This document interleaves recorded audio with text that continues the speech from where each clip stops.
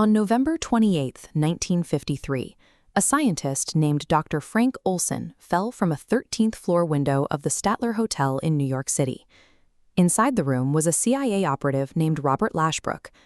Before calling for an ambulance, Lashbrook reached out to his handler with a 3-word update: "Olson is gone." The response from the other end was equally brief: "That's too bad." For over 2 decades, the official explanation remained the same. Olson was a man struggling with mental health who tragically took his own life. That story held until 1975, when the Olson family was invited to the Oval Office for an extraordinary meeting. There, the President of the United States personally apologized for the circumstances of Frank's death. Following the apology, the family was granted a $750,000 settlement. In exchange, they were required to sign a document that permanently barred them from taking any further legal action against the government. While the government generally handles accidental deaths with standard pensions and closed files, the Olson case received a $1 million payout and an audience with the president, an intervention that suggested the official record was missing something significant. The origins of this secrecy trace back to 1950.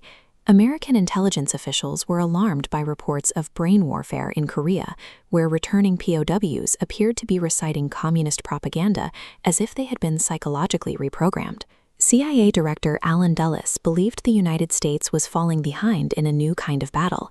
He gave the agency a mandate to develop its own methods of mind control to ensure they weren't outmatched by their adversaries. This became Project MKUltra. Under a chemist named Sidney Gottlieb, the program grew to encompass 149 subprojects, many of which were embedded within 80 prestigious universities and hospitals across the country. To build their chemical arsenal, the CIA sought out LSD, a substance that was still a lab curiosity at the time. They bought up the entire global supply, spending the modern equivalent of $4 million to control the drug's availability. The agency then redirected this supply into the public. In programs like Operation Midnight Climax, they set up safe houses to dose unsuspecting citizens in bars and restaurants, monitoring the results from behind two-way mirrors. In Canada, the experiments were even more severe. At the Allen Memorial Institute, Dr. Ewen Cameron used CIA funds to test a process called psychic driving, where he used massive doses of electroshock to effectively erase the memories of his patients. MKUltra was not a search for foreign operatives. It was the systematic use of the medical and academic establishment to test whether the human mind could be broken and rebuilt.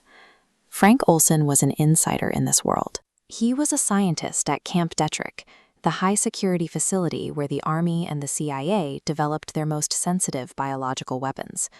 After witnessing the realities of the program, Olson began to experience a crisis of conscience.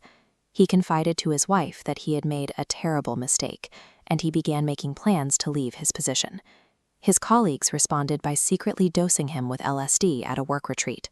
They claimed the drug was meant to act as a truth serum, testing whether Olson would reveal secrets under the influence. Years later, a second autopsy conducted by forensic specialists revealed something the original investigation missed: blunt force trauma to Olson's head and chest that had occurred before he ever went through the hotel window. The evidence suggests Olson didn't die from a drug-induced accident. Instead, his employers identified him as a threat to their secrecy and decided to silence him before he could speak out. In 1973, facing increased public scrutiny, CIA Director Richard Helms ordered the destruction of all MKUltra files to ensure the program's history could never be fully reconstructed. Thousands of pages of research notes, financial records, and interrogation logs were put through shredders and incinerators in a deliberate attempt to burn the evidence of 2 decades of illegal activity. The cover-up failed because of a filing error. A small cache of financial records had been misdirected to a retired record center, where they were discovered years later by a clerk who noticed the program's name on a set of mislabeled boxes. This history is still surfacing. In December 2024, more than 1,000 new documents were released, and a 2025 class action lawsuit is currently moving through Canadian courts on behalf of survivors who were targeted as children.